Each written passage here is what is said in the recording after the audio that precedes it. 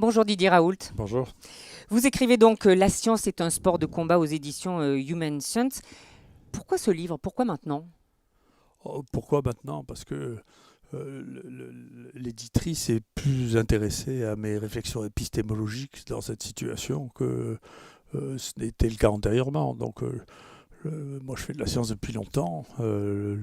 Décrypter comment la science se fait et comment la recherche se fait, c'est à mon sens, c'est une chose importante, parce qu'il y a plusieurs manières de pratiquer la science, et donc on le voit bien maintenant que c'est le fait d'expliquer à fond ce que c'est que la découverte, comment on fait de la science par observation, c'est un élément et c'est un moment important. Mais vous regrettez dans ce livre le fait que la science devienne un marché aujourd'hui. C'est ça que vous dénoncez aussi dans ce livre. Je dénonce rien, c'est un langage de journaliste, c'est pas un journaliste, c'est pas un langage de scientifique. Je dénonce rien, je constate que l'ampleur des financements de la recherche est tellement considérable qu'il n'est pas surprenant que ça devienne des enjeux financiers considérables, comme la santé. C'est des enjeux financiers considérables, et donc c'est naturel, simplement il faut être lucide et avoir des contre-feux pour empêcher qu'il n'y ait que ça. Il faut que ceux qui ont la possibilité ou le goût de la découverte continuent à l'avoir sans être écrasés par ceux qui euh, gagnent financièrement dans cette affaire-là, ce qu'on ne pourra jamais empêcher, ce qui est la nature du monde dans lequel on vit, c'est comme ça. Mais je m'en réfère à quelques-unes des pages. Est-ce que la science peut aller jusqu'à truquer une étude pour mettre sur le marché un médicament? La science, ça veut rien dire. Il y a pas, la science, c'est Ouais. pas. Souvent, j'ai cette discussion avec les journalistes je pense que d'ailleurs c'est intéressant, il va y avoir une lucidité qui va se faire petit à petit. La science, c'est pas avec un grand S quelque chose qui est transcendant, c'est une pratique, la science d'abord. Donc c'est ce que j'essaie d'expliquer, c'est d'abord une pratique, et dans cette pratique, et parmi les gens qui font ça, il y a de tout. C'est les mêmes que les journalistes ou que les gens qui font de la politique. Dedans, il y en a qui arrangent les chiffres, il y en a qui se laissent aveugler. C'est ce que j'explique pendant une grande partie de ce livre. C'est l'aveuglement. Comment est-ce que on arrive, le cerveau le plus élevé, le cortex, arrive à gérer les formes d'aveuglement qui nous sont internes, qu'on ne peut pas empêcher. Et donc, bien entendu, qu'il y a des enjeux financiers. C'est pas une nouveauté de dire qu'on triche. Il y a même des méthodes d'analyse qui permettent de savoir comment les études sont trichées. On sait très bien les utiliser. Il y a un facteur qui s'appelle le facteur Deguert qu'on utilise pour démontrer que les Ça veut choses. dire quoi, pardon? Parce que pour nos auditeurs, il faut... Si vous voulez, normalement, quand les gens font la même chose, la distribution des études a une forme qu'on appelle normale, c'est-à-dire il y a une médiane et il y en a autant de part et d'autre. Quand il y a des trous dans les études, quand il commence à y avoir 20, 30 études et qu'il y a des trous dans les études, ou quand il y a des études qui sont très paradoxales par rapport à la moyenne des autres études, il faut regarder ce qui se passe. Et il faut regarder si ces études-là ne sont pas les études qui sont subventionnées. Et généralement, c'est ce qui se passe. C'est-à-dire que là où il manque, là où il y a des trous, ça arrive moins maintenant parce qu'il y a une obligation depuis peu de temps, des essais faits par l'industrie de rapporter ces essais, même s'ils sont négatifs, mais c'est extrêmement récent.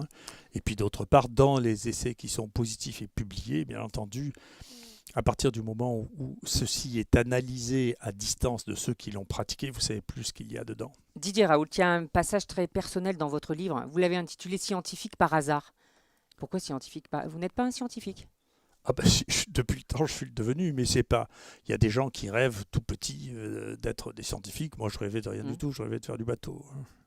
Vous vouliez être marin? Ouais. C'est votre père qui vous a poussé à être médecin? Non, pas du tout. Mon père voulait que si je faisais des études, que je fasse médecine, mais c'est que je me suis rendu compte que je ne serais pas Kersozon. Donc j'étais lucide sur le bateau. Donc je me suis vite rendu compte que je n'avais pas les moyens d'être un grand marin, c'est tout. Mais vous dites que vous avez passé un bac littéraire et quand on vous lit, Hmm. vous êtes un littéraire. Ce qui vous amuse, ce qui vous plaît, c'est la philosophie. C'est la réflexion. Je crois, je m'excuse, hein, c'est un peu les réflexions de Deux certificats journalistes, oui, on a non, compris. non, de certificats d'études. Si vous voulez. Les littéraires, les matheux, je vous assure que je connais mieux les maths que vous. Donc, Ça, c'est sûr. je- je- donc ça n'a pas de sens. C'est pas parce qu'on aime la littérature on est un littéraire. On aime la littérature. Dans ce livre, La science est un sport de combat, je rappelle qu'il sort mercredi aux éditions Humaine Science, vous écrivez « Je considère les théories scientifiques avec un grand détachement, y compris quand c'est moi qui les ai émises ». C'est Ça vaut vrai. pour l'hydroxychloroquine? Non, mais après, l'hydroxychloroquine, vous pouvez pas vous en empêcher. Mais l'hydroxychloroquine, c'est pas, chez moi, c'est pas une théorie. Il faut essayer d'expliquer les choses tout le temps. Il faut essayer de comprendre ce que j'écris dans mon livre. Ce que j'écris dans mon livre, c'est que ce que l'on voit n'est pas ce que l'on théorise. Donc moi, mon problème, c'est pas ce que les gens pensent d'une chose ou l'autre. Ici, on a traité 6000 malades. Vous, votre problème à vous, comme le problème des politiques, comme les problèmes de tous les gens qui prennent des responsabilités, c'est que c'est pas eux qui ont vu les malades. Donc ils disent, vous dites ça, et lui dit ça, et en plus, je sais ça parce que j'ai dirigé une université dans laquelle il y avait une école de journalisme, on dit, écoutez, il faut qu'il y ait le Mm. pour et le contre. Donc pour moi, la vie, elle n'est pas une question de pour et contre. Ça, c'est au contraire, c'est ce que j'essaie de dire. La vie, c'est pas binaire du Non. tout. C'est idiot de penser que c'est binaire. La vie, c'est... Nous, on a traité 6000 personnes ici. On a les taux de mortalité les plus bas qui sont rapportés. Si vous voulez, la question, c'est pas une question de théorie. C'est une question de pourquoi on changerait de pratique. Pour démontrer qu'il y a quelque chose qui est plus efficace que ça, il faudrait probablement inclure 100 000 personnes. Donc c'est pas possible. Donc c'est pas une question de théorie. C'était une question au départ.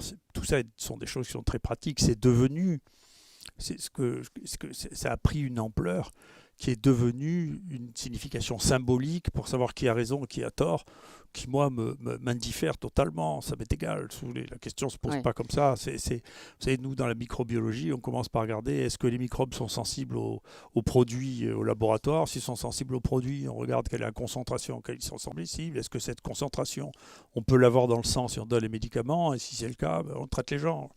Mais Pour, pour tous les antibiotiques, c'est comme ça. Hein. ouais. Pour vous, professeur Raoult, l'épidémie est derrière nous. C'est encore une fois, vous essayez de m'emmener sur un sujet qui Non, dépasse celui dont nous mais parlons aujourd'hui. quand on Vous discute avec le vous le, professeur Raoult, on se demande, vous le verrez bien, la querelle des chiffres. Si vous voulez, c'est les pas une gens, querelle. les gens qui observent voient les choses plutôt que les gens qui ne les observent pas directement. Donc j'ai dit ce que j'avais à dire, je continuerai à dire ce que j'ai à dire avec des chiffres, avec les chiffres que l'on observe. Mais bien entendu, comme quand on a dit assez tôt, en réalité, en avril, qu'on était passé derrière le pic de la courbe, on le voyait parce qu'on avait les données au quotidien. Les Oui. gens disaient non, c'est pas vrai, c'est pas vrai. Mais il n'empêche que ça s'est arrêté à peu près là où on pensait que ça allait s'arrêter. Parce que c'était pas une prédiction en soi, c'était écoutez, les courbes ont cette forme en général, et donc si elle suit la courbe habituelle, c'est là que ça se passe. Ça, c'est de l'observation. Voilà, donc attendez, on verra bien l'observation. Après, vous savez, encore une fois, moi, on n'est pas dans la même, la science n'est pas dans la même échelle de temps, que c'est pas au jour le jour qu'on voit les choses, si vous voulez. Moi, je ne tiens pas à avoir raison au jour le jour, je m'en fous complètement. Ça m'attire que des ennuis Ouais. de parler après, ça m'attire que des ennuis. Mais en fait, le souci, c'est que les gens ne savent plus à quel sein se vouer. On est quand même assez perdus parce que vous êtes tous des grands scientifiques.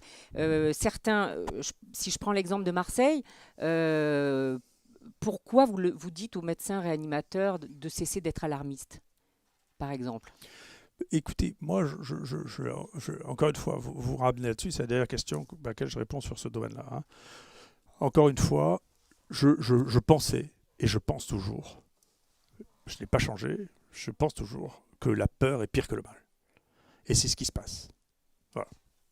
Il y a trop d'affolement, trop de Trop de nervosité, trop de panique. On verra, on regardera à la fin, je l'ai dit, on le verra.